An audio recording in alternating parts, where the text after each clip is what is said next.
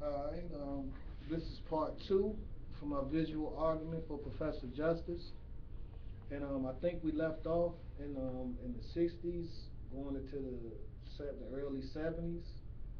And like I said in my last video, the last poets in Gil Scott Heron represented the revolution aspect of the beginnings of hip hop, which basically, they took Malcolm X, Martin, everything rolled into one. Anything that was happening in the civil rights movement basically reflected in the last poet's poetry and Gil Scott Heron's spoken word, which was set to jazz music. Okay. Now after that, we um we have to go to the 1970s, which was basically my era, which was what introduced me to hip hop, which was the very first rap song that I heard on the radio was "The Message." It was a song by Grandmaster Flash and the Furious Five. Um, and what made that song so earth shaking for me was because it wasn't singing. They wasn't singing. It was like I understand what they saying. You know what? When you listening to songs, you listening to the lyrics. You are, if you that type of person. But most of the time, just trying to figure out if that person can sing. That's what's drawing you in. You're not necessarily listening to the lyrics.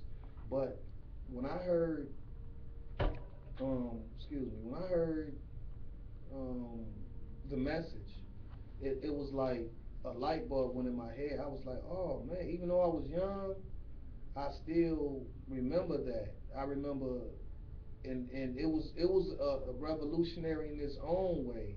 The only thing different was the last poets in Gil Scott Heron would be, somebody that my uncles looked up to.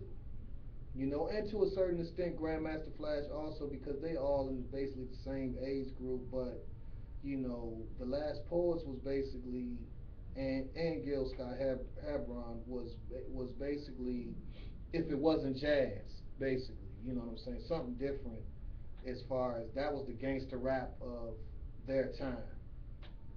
So it's like, most of the time, being that it was they was my uncle's age, they dressed like my uncles back then. Where my grandfather, he was into wearing suits and ties and a hat and his dress hat every day. My uncles was more into dressing like that too. But when Grandmaster Flash came out, they wasn't dressing like they was dressing weird for us. They was wearing cowboy boots with they was wearing cowboy boots with tight blue jeans and cowboy hats with cut off vests with roach clips with the feathers coming on down.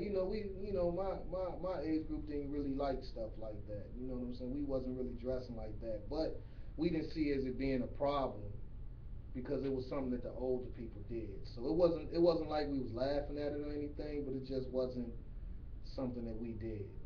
So, like I said, it was mostly for my uncle's music. When that came out, my uncles was already grown, so they was really partying to that, the message, white lines, different thing like that. But the thing about it was the message.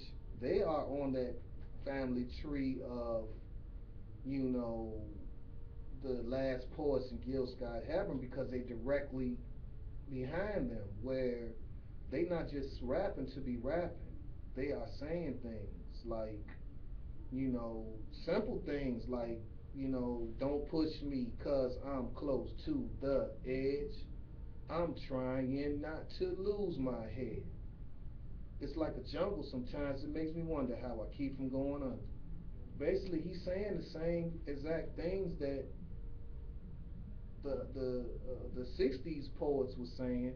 Only thing different, he's doing it in a funky way with a beat behind it. Oh, where is this coming from? A turntable? You know, guys taking turns grabbing a microphone and aggressive. White America wasn't really used to that. They can basically, they don't really have to worry about the poets because they not really into on the radio or stuff like that. You had to go find them actually. But what is this phenomenon that just broke out? I want to say 1978. Somebody might can correct me. I don't know. But what is this phenomenon that come out where it's all over the radio, and these young black kids are like, "Dang, this is our music. This is what we like."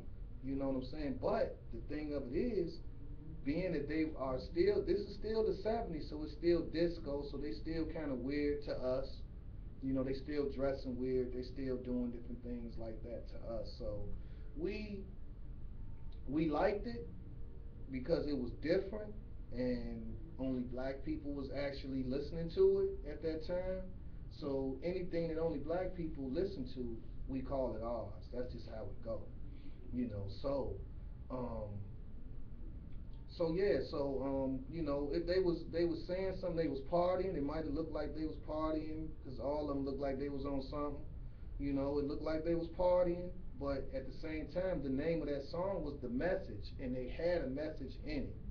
If you go back and listen to it, you know. So, but you know, being that being that it wasn't actually a commercially viable art form where it was new, it wasn't a lot of people making money off of it. The record companies, they always gonna make money off of you. Just like if you go work for Walmart, they gonna make money off of you. And trust me, they gonna make way more off of you than you making for yourself. That's just the nature of the beast. So that's what was happening back then. It wasn't commercially viable. So most of the time they did it for the love.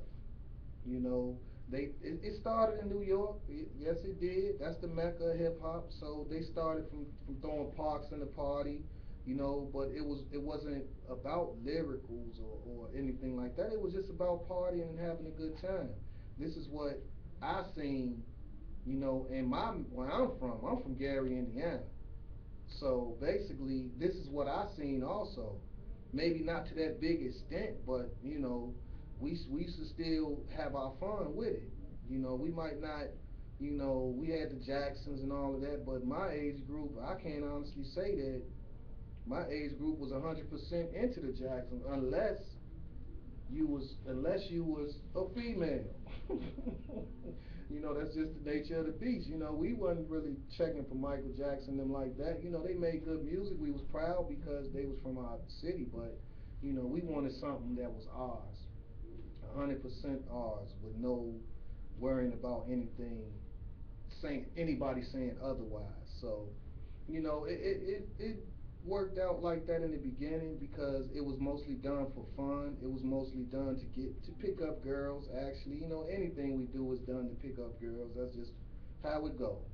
That's what make the world go round. So but at the same time, we have to realize that in every message is a message.